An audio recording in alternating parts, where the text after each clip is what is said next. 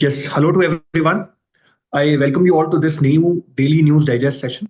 आज 3 दिसंबर है और 3 दिसंबर को हम भोपाल गैस ट्रेजेडी डे के नाम से भी जानते हैं. It is a very important event, a very somber event which is commemorated on this particular day, जिस दिन बहुत सारे लोगों की जान गई थी और एक human error was the reason behind such loss of lifes. तो इस दिन को याद करते हुए we will start with our discussion. आज मेरे पास दो आर्टिकल्स हैं which I want to discuss. They are both from the Indian Express. पहला आर्टिकल जो मैं आज डिस्कस करना चाहता हूँ वो बड़ा इंपॉर्टेंट है from IR perspective, international relations के पर्सपेक्टिव से. India has contributed $2 billion to BRICS bank. This has been said by finance ministry. अब देखिए, ब्रिक्स बैंक की स्थापना हुई थी 2014 में. It came into picture after the Fortaleza declaration, जब ब्रिक्स की एक समिट हुई थी, and they came up with some very interesting arrangement. तो उसके पर्सपेक्टिव से हमें इसको देखना है. तो इस संदर्भ में मैं दो तीन बातें हैं जो कहना चाहता हूं. कि पहला तो यह है कि दो union minister of state for finance Pankaj Chaudhary, he has given this data in the Lok Sabha, and India has contributed nearly $2 billion to the BRICS New Development Bank and 20 externally aided projects with loans amounting to approximately 4,867 million. अब देखिए, ध्यान में रखने वाली बात यह है कि अभी ब्रिक्स और ब्रिक्स से जुड़ी हुई संस्थाएं काफी हद तक न्यूज में हैं. जैसे यूएस के president Donald Trump, he has threatened to impose 100% tariff on BRICS nations as a reaction to their effort to reduce reliance on US dollar. तो डी डॉलराइजेशन का कंसेप्ट चल रहा है और बहुत सारे देश चाह रहे हैं कि अब हम यूएस पे अपना डिपेंडेंस कम कर लें और बिना यूएस के सहारे हम अपनी जो ट्रेड है उसको करने की कोशिश करें. Ultimately this is going to result in backlash from the US as well. India's contribution to the BRICS New Development Bank stands at approximately $2 billion, and this is paid in 7 installments from fiscal year 2015-16 to 2021-22. तो पिछले 6-7 साल में हमने $2 billion का contribution यहाँ पे कर दिया है. As of now, 20 externally aided projects with loans amounting to approximately $4.8 million have been funded by the New Development Bank, and they are ongoing in India. इसके अलावा जो हमने यहाँ पे एग्जाम पॉइंट ऑफ व्यू से इंपॉर्टेंट चीज देखनी है वो ये है कि ब्रिक्स का जो इंटेंट है, they are very particular about it, and they are saying that we do not want to seek the replacement of US dollar as has been asserted by America, but we want to become a medium of exchange due to the significant share of the BRICS countries in the global economy. Also, BRICS is aiming to offer a viable alternative that will aid the market in its mission for efficiency. तो कोशिश की जा रही है कि you dollar के साथ साथ एक और ऑल्टरनेटिव मिल जाए. अपार्ट फ्रॉम दैट, कुछ इसमें इस आर्टिकल में पुराने जो टर्म्स है या इवेंट्स है उनके बारे में भी मेंशन है. That international trade experts have noted that ever since the US weaponized the global financial infrastructure by first excluding Iran in 2012 and Russia in 2022, right after the Russia-Ukraine war, Russia was eliminated from the SWIFT system. अब SWIFT का full form है Society for Worldwide Interbank Financial Telecommunications, and this basically is a system जिससे जो अलग अलग countries हैं उनके अलग अलग बैंकिंग इंफ्रास्ट्रक्चर है उनके ट्रांजैक्शंस किए जाते हैं. And this has been seeking to reduce the dependence on US dollar and US led global financial system. फिर यहाँ बात हो रही है यूएस डॉलर की, which continues to dominate the global trade and accounts for over 90% of the transactions. However, it is not the only currency that is used internationally. There are some other currencies as well which have gained a lot of acceptance, prominent among them being Japanese yen, euro and British pound. But I was reading another article जिसमें सबसे ज्यादा बात हो रही है Chinese renminbi की. तो कहा जा रहा है कि जैसे जैसे डी डॉलराइजेशन हो रहा है, चाइनीज रेनमिनबी का रोल, उसका इम्पैक्ट बढ़ता जा रहा है. And China has signed a lot of swap agreements, a lot of line of credit agreements with many countries in order to increase its role or significance, its currency's role and significance. तो कहीं ना कहीं आगे देखना बड़ा दिलचस्प होगा कि कैसे डी डॉलराइजेशन के साथ साथ चाइनीज करेंसी का रोल या एम्फेसिस बढ़ता जा रहा है. तो this is the first article. I have another which basically is about the assisted dying bill which is there in the UK. अब देखिए, कई बार क्या होता है कंट्रीज में, we have a term, GS paper 2 में पूछा भी जाता है इस पे क्वेश्चन, कंपेयरिंग कॉन्स्टिट्यूशंस. तो कॉन्स्टिट्यूशंस में comparison of all the major parts, this basically is done. US के कॉन्स्टिट्यूशन और भारत में कंपेयर करवा लेंगे, यूके और भारत में कंपेयर हो जाएगा. लेकिन यहाँ पे एक बिल आया है और इसके प्रोविजंस कुछ हद तक अलग हैं जो कि इंडियन लॉ है in terms of assisted dying. So I want a comparison. The article has given a very good comparison. मैं चाहता हूँ स्टूडेंट्स ये समझें कि एक बिल यूएस के हाउस ऑफ कॉमन्स में अभी वोट हुआ है, and the name of the bill is terminally ill adults end of life bill. और इस बिल में this bill has allowed terminally ill patients, that is those with little to no hope of recovery from fatal illness, to request assistance to end their own life. उनका खुद का कहना चाहिए कि life को टर्मिनेट करने के लिए permission, that is the intent of the bill. The bill will now be sent to the public bill committee और फिर इस पे और ज्यादा विचार होगा. ये अब लेकिन जो टर्म्स इंपॉर्टेंट हैं जिनको हमें समझना है वो क्या है इस आर्टिकल के. First is assisted dying. Assisted dying का मतलब होता है it is the process by which a person can end their own life with the assistance of a doctor. Euthanasia involves more active involvement of the doctor to end the life of a terminally ill patient. So euthanasia basically is of two types, active and passive. Right? तो active euthanasia का मतलब है कि एक तरह से assisted तरीके से suicide करवाना किसी को. Right? Somebody might be given a lethal injection, and due to that injection, if the person's death has happened, this is going to be called as assisted dying or active euthanasia. इसके अलावा there have been numerous proponents and opponents of this particular thing. For example, the proponents have argued that for terminally ill patients, end of life care often offers very little in terms of pain and symptom management. तो होता यह है कि लोगों का जब आखिरी समय चल रहा होता है और वो टर्मिनली इल है, it's very difficult to revive them. What eventually happens is they go through a lot of pain, and in order to reduce that particular pain, the humane part of this particular thing becomes active. तो कोशिश की जाती है कि उनकी suffering जो है उसको कम किया जाए और उनको ह्यूमेन तरीके से दुनिया से जाने का रास्ता दिखाया जाए. तो they claim that a law would deter people from dying by suicide और pushing their loved ones to assist with suicide. Suicide का रेट कम होगा अगर असिस्टेड डाइंग को लीगलाइज कर दिया जाए. This is about the proponents of this particular bill. जो डिट्रैक्टर्स या ओपोनेंट्स हैं, they are of the opinion that the law might be misused, especially when it comes to patients with disabilities. Concerns have also been raised that an assisted dying law would allow more vulnerable sections, such as elderly people and persons with disabilities to be coerced or pressured into signing off their own deaths. उनसे जबरदस्ती कहा जाएगा कि आपको अपनी death को sign करना है. तो इस डिट्रैक्टर्स कह रहे हैं कि इस तरह से इस चीज को लीगलाइज कर दिया जाए. And there should be an increased focus on improving end of life care. So these are the two aspects of it. जो बिल रिसेंटली आया है, it is basically talking about that only a terminally ill person above the age of 18 and with the mental capacity to make a decision can request assisted dying. So not everybody. It has to be a person who is above the age of 18 and has the mental capacity to make such a decision. इसके अलावा कुछ और provisions इस bill में है, but I think they are, since it's a UK law and we are not expected to learn about a UK law, I'll basically leave it and leave this to your discretion. But यहाँ पे India के साथ comparison दिया हुआ है जो मैं चाहता हूं कि हम समझें. Because India allows the concept of passive euthanasia. We do not allow the concept of active euthanasia. तो 2018 में सुप्रीम कोर्ट ने right to die with dignity की बात की थी, and this is been accepted as a part of right to life with dignity under Article 21 of the Constitution. That means right to die is a part of right to life with dignity under Article 21. तो किसी इंसान का मरने का भी अधिकार दे दिया है under Article 21. But only the passive euthanasia has been legalized in India. That is the withdrawal. What is passive euthanasia? इसका मतलब है the withdrawal of life support from terminally ill patients or patients in a permanent vegetative state. इसका मतलब ये नहीं है कि किसी को आप lethal injection लगा सकते हो. इसका मतलब है कि कोई इंसान अगर लाइफ सपोर्ट सिस्टम पे है तो उसका लाइफ सपोर्ट विड्रॉ कर लिया जाए और ये उस इंसान का किया जाएगा जो कि एक परमानेंट वेजिटेटिव स्टेट में है, मतलब जिसके रिवाइवल का, जिसके अच्छा होने का चांस ऑलमोस्ट नेग्लिजिबल है.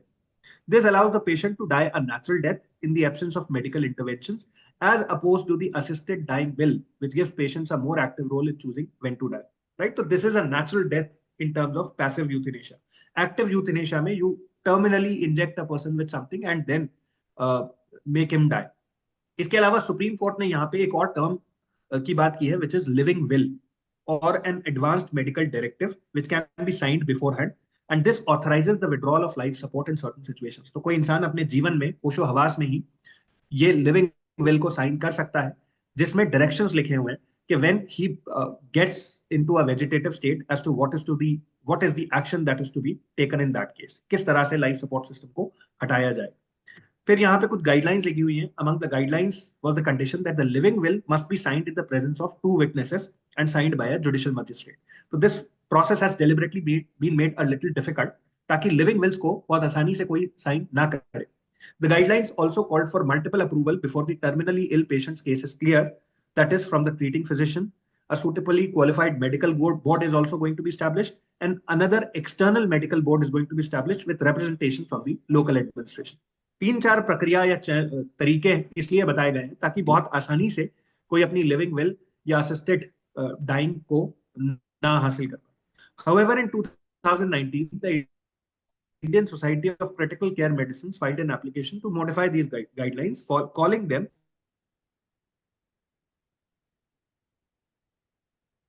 cumbersome and unworkable. Obviously, the guidelines in 2023 to introduce strict timelines at each stage and limit the involvement of the judicial magistrate. The awareness of these guidelines and their implementation has been quite limited as of now. In 2024 August, the Ministry of Health and Family Welfare also issued draft guidelines, similar to the Supreme Court's guidelines, on the withdrawal of medical support for terminally ill patients and invited feedback from stakeholders before 20th of October. This means that abhi bhi jo current stand hai, wo ye hai ki we are in favor of passive euthanasia, but we are not at all in favor of active euthanasia. तो active euthanasia को ban करके रखा हुआ है देश में, passive euthanasia allowed है, but the process of achieving passive euthanasia has deliberately been made difficult. उसका कारण यह है कि ताकि आसानी से लोग इस ऑप्शन को एक्सप्लोर ना करें, because right to life has a certain amount of significance or relevance in our country. So this is all from my side. Now I would like to invite Gaurav sir to take this discussion forward. Thank you, sir. So there are two articles from my side, and both of these articles from today's edition of Indian Express. So first article is about Tiger Reserve. So Madhya Pradesh has got its 8th Tiger Reserve in the Radhapani. Recently, few days ago, हमने बात की थी कि छत्तीसगढ़ में भी एक तैमूर पेंगला एक tiger reserve establish हुआ है.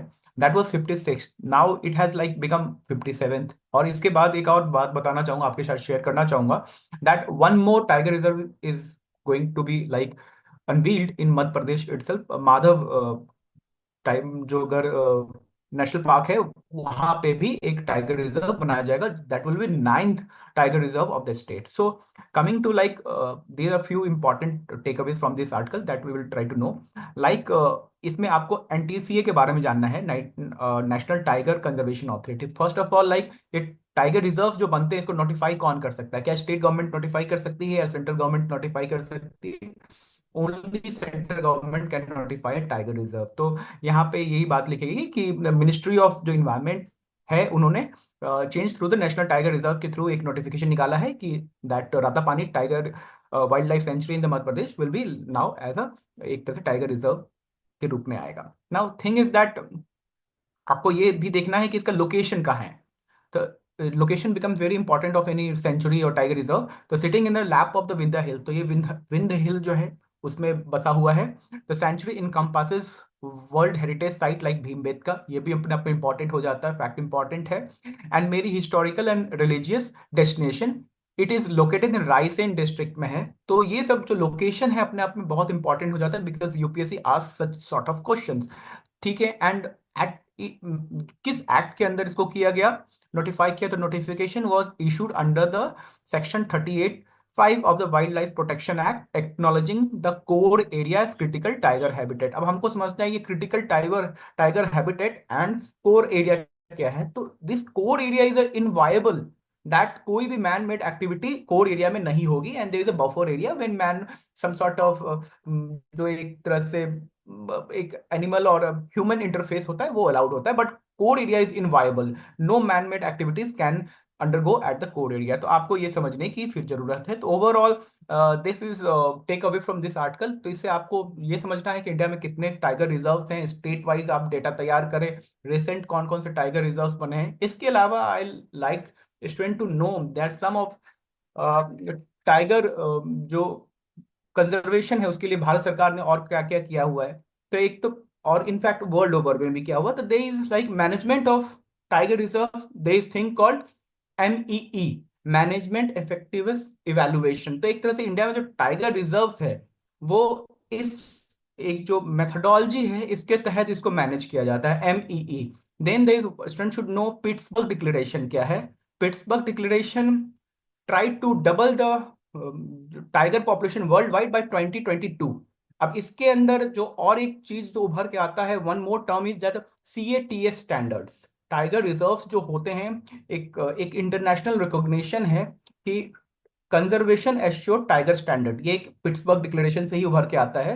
तो in India some like 14-15 tiger reserves are like in compliance with C A T S standards. तो C A T S standards क्या है, एम क्या है, टाइगर ग्लोबल टाइगर फोरम क्या है, ये सब चीजें हैं जो टाइगर रिजर्व से रिलेटेड और टाइगर कंजर्वेशन से स्टूडेंट जो है रिलेटेड चीजों को स्टूडेंट जान सकते हैं। So this is all from this article.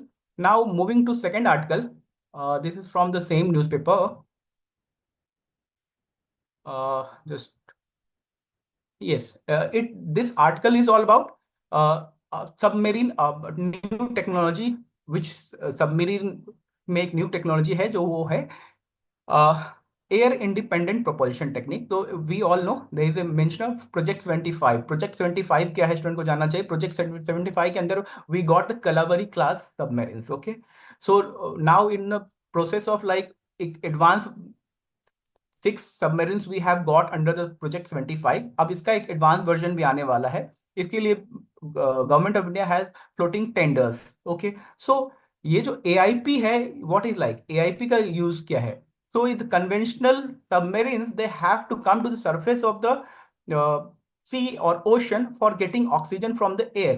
But what does it do, इससे क्या होता है कि जो सबमरीन्स होते हैं they get expose to the dangers if they are like in enemy waters and they get to the surface to get the water, they can be easily recognized and और इस तरह से वो उनका जो एक they will be in danger sort of।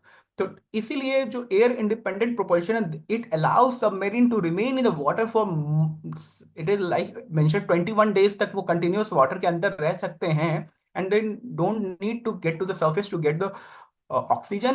उनके अंदर एक एक इंटरनल मैकेनिज्म है टू जनरेट ऑक्सीजन इटसेल्फ। तो ये इसका एक इंपॉर्टेंट टेक अवे है कि why AIP is important in submarine. So it is mention that AIP system is also known as best bioethanol stealth technology because oxygen is generated in both through oxidation of some sort of जो ethanol होता है उसके chemical reaction से अंदर ही अपने आप में oxygen बनता है which allows which sustains the crew and powerful fuel combustion. So it becomes important कि ये बेस्ट क्या है, ये जो बेस्ट जो टर्म है ये अपने आप में इंपॉर्टेंट हो जाता है। And why AIP is important for like next generation technology, ये क्यों है, ये अपने आप में इंपॉर्टेंट हो जाता है। तो this is like two important take away from this article. Now I will invite Manish sir to carry forward this discussion. I have also two articles. The very first article is talking about a recent report of United Nations in which it has highlighted the name of the report is Stepping Back from the Precipice, and this report is analyzed by the United Nations Convention on Combat Desertification. The main takeaway of this news is that as per this report, a million square kilometer of land is getting degraded each year in across the world, with an estimated 15 million square kilometer already impacted. So how it is going to impact our civilization or world as a whole? तो उसी पे ये बात कर रहा है article. This there is some key facts. For example जो COP 16 है of the UNCCD began in Riyadh Saudi Arabia में हो रहा है। ये इंफॉर्मेशन बहुत इंपॉर्टेंट है। तो now in this article this talking about what is land degradation and why is it a matter of concern. तो यहाँ पे हमें मिलता है यूएनसीसीडी का जो इसका डेजर्ट डिग्रेडेशन का कॉन्सेप्ट है। तो इसमें क्या होता है, the reduction of loss of biological or economic productivity of land because of combined pressure of including land use and management practices. Because of this too, whatever productivity पे असर पड़ रहा है ना, that is part of the definition का part है land degradation का। तो now the second thing is that कि how it is going to impact us. तो first impact will be the risk of malnutrition because of the land degradation. हमारा जो productivity होता है quality goods का, कहीं ना कहीं वो इम्पैक्ट होगा। तो हम क्वालिटी गुड्स प्रोवाइड नहीं कर पाएंगे। Because of that the issue of malnutrition will be there. Along with that, there is another challenge of a spread of water and foodborne disease. ये क्यों होगा? Because from poor hygiene and scarcity of clean water, it can cause respiratory disease due to soil erosion. तो दूसरा point ये आता है। दूसरा तीसरा है कि marine and fresh water system में कहीं ना कहीं ये भी इम्पैक्ट होगा, क्योंकि जो हम फर्टिलाइजर्स यूज करते हैं ज्यादातर वो कहीं ना कहीं एज ए रन ऑफ बारिश के पानी के साथ वो कहीं ना कहीं मैरीन वाले सोर्स में जाते हैं, एंड वहाँ पे फौना और फ्लोरा का जो भी स्पीशीज है उस पे इसका इम्पैक्ट निगेटिवली पड़ेगा। और कहीं चौथा पॉइंट ये निकल के आता है कि लैंड जो डिग्रेडेशन है कंट्रीब्यूट टू क्लाइमेट चेंज कैसे करता है। For example as of now tree और soil absorbs human caused carbon dioxide by 20% in the last decade. तो अगर हम लैंड को डिग्रेड करेंगे तो ट्री पे भी इसका इम्पैक्ट पड़ेगा, और कहीं ना कहीं जो नेचुरल सिंक है हमारे पास, जो जो ट्री हम जो कार्बन CO2 को जनरेट करते हैं उसको जो सिंक करता है उस पे उसकी उसका परसेंटेज कम होगा, तो सिंक भी कम हो जाएगा जहाँ पे हम नेचुरली कार्बन को सिंक कर सकते हैं। तो तीसरे पार्ट में आर्टिकल बात करता है what is causing the land degradation, क्यों हो रहा है। तो कहीं ना कहीं यहाँ पे सबसे पहला चीज है unsustainable agricultural practices. For example after green revolution in our state, जो वेस्टर्न वेस्टर्न यूपी की बात करें, पंजाब की बात करें और हरियाणा की बात करें, तो यहाँ पे जो एग्रीकल्चर प्रैक्टिसेस है that is not sustainable. Even in a state like Punjab, we are cultivating, we are producing 3 crops of rice। तो कहीं ना कहीं ये वाटर इंटेंसिव क्रॉप है, और उस पर्टिकुलर लोकेशन के लिए, उस ज्योग्राफी के लिए सुटेबल नहीं है, but because of the economic factors we are still producing that. दूसरा है अनसस्टेनेबल इरिगेशन प्रैक्टिसेस है।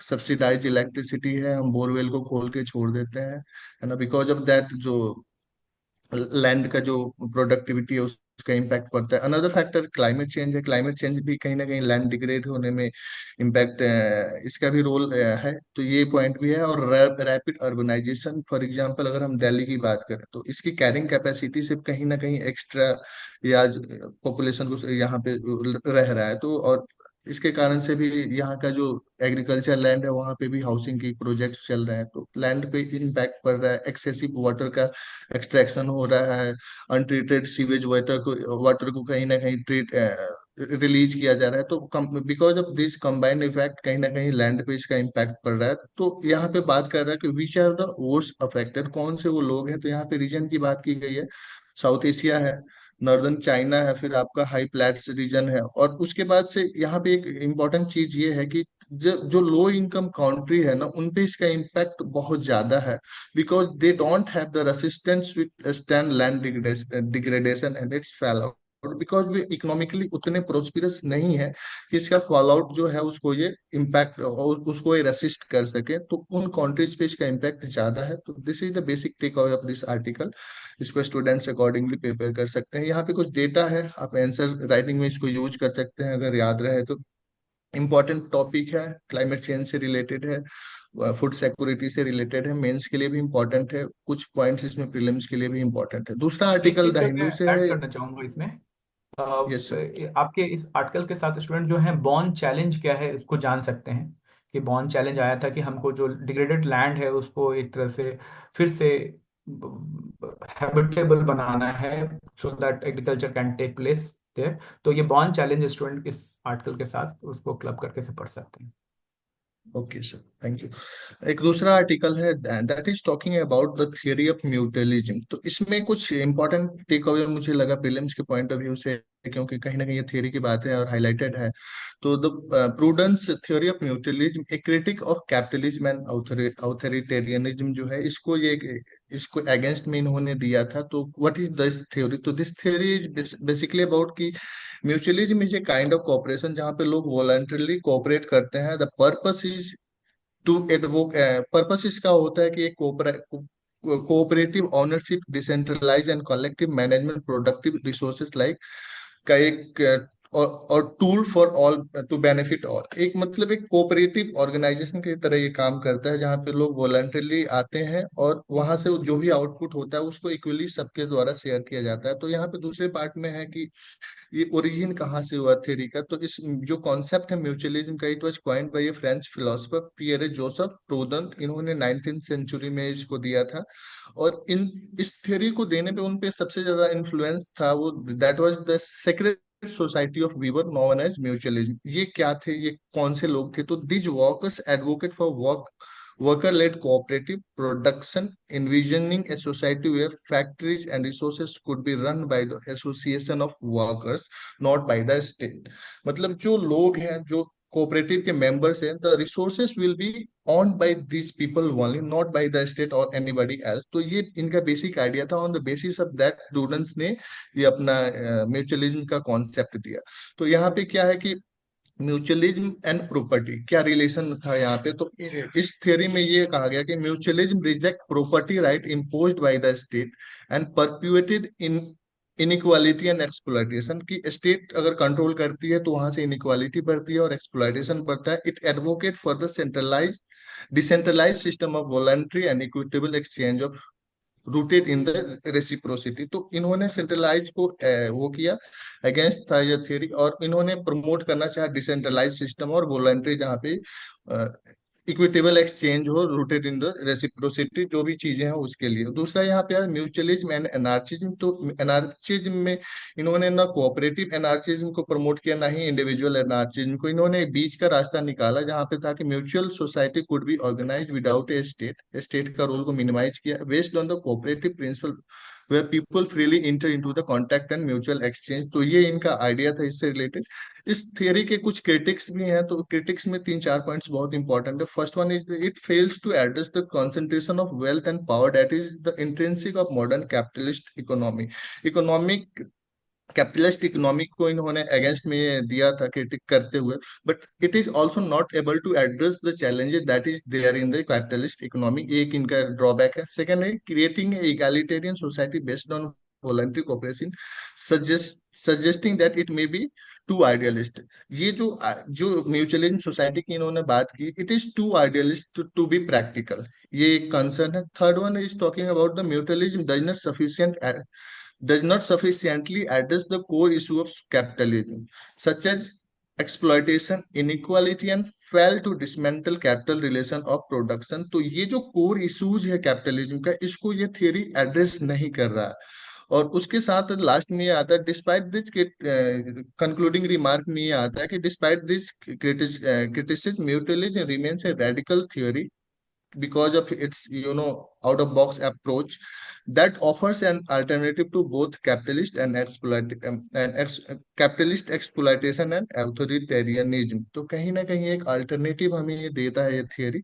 तो this is the basic take away of this article. क्या है, कहाँ से ओरिजिनेट हुआ, प्रीलिम्स के लिए इंपॉर्टेंट है, इसके क्या क्या चैलेंजेस है, क्रिटिक्स क्या है इस थियरी का, ये भी इंपॉर्टेंट है. अगर आए तो आप लिख सकते हैं accordingly. So this is all from my side, and with this I would like to conclude today's session. Thank you all.